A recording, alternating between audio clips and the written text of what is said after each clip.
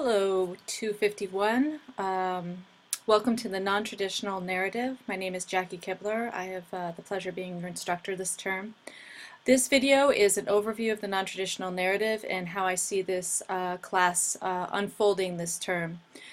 So hopefully it'll give you kind of an idea of where we're headed. First, just a little background about myself. I've been teaching creative writing classes, mostly for Phoenix College, since 2010, and I earned my MFA in creative writing with an emphasis in fiction from Emerson College in Boston. So that's a little about my background. And it was in my graduate program that I first discovered narratology and the non-traditional narrative and began experimenting with that in my own writing and in my study. So to begin with the non-traditional narrative, to define that, I think we need to kind of look at what the traditional narrative is. And those are narratives that you might say are more palatable. We're able to digest them more easily. You consider that they are perhaps the more typical story arcs, the three-act structure. And so when we talk about the non-traditional narrative, we're talking about things that perhaps encourage a bit of discomfort to that usual story arc, that usual pacing, things that can kind of perhaps present a little cognitive dissonance, things that perhaps present a little bit of confusion, disruption. But even so, when we work with the non-traditional narrative, we're still honoring the kind of rules of transformation that a story needs to abide by. You know, the changes that need to happen, the challenges to the characters and to the environment and to the narrative arc. Non-traditional narrative techniques, such as the one that we're studying, can be used kind of in, they can be characterized a whole novel, or they can be used in kind of piecemeal forms. The first one that we're going to explore is stream of consciousness, which you could say mimics the ebb and flow of our own minds. It's that inner chatty voice narrating our lives. And it's like what would be characterized as interior dialogue.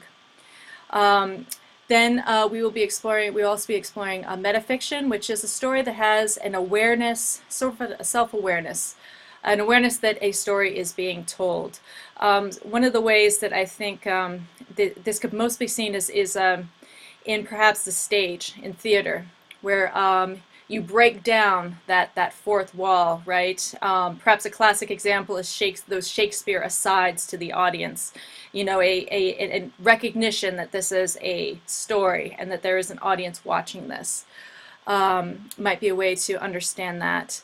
And then we're also going to be experimenting with writing from multiple points of view, in which case a story is told using several different character perspectives. And we're going to focus on kind of more blatant uses of this one, of actually having different first persons, is what we'll start with, different first person narrations. So the way that each of these units will be explored is I will present some information on the technique itself, so you have a grounding. Typically I like to use very accessible, kind of easily digestible pieces, but occasionally, as with the stream of consciousness, I do throw in a more academic heavy kind of text, but I typically try to make them kind of user-friendly because this is a writing course, not a literature course. So you'll have kind of a platform to work with, and some examples, which tend to be classic examples that have defined the technique or used in a very obvious way, so that we really see like how it's used in its most pronounced form. And then typically paired with those are writing exercises, so we get to practice this, we get to try it on for size. And then finally at the end of each unit we'll do a class workshop, in which case you can work with the prompts that we've done and develop a chapter or short story form, or you can use something that you've written previously. Particularly, I really would like to see like a rewrite, a re-envisioning of a work using one of these techniques, because I think that would show the most valuable exploration of this. You can really see like what these techniques can do and what they can't do, which is going to be a big part of like what we hopefully discover here.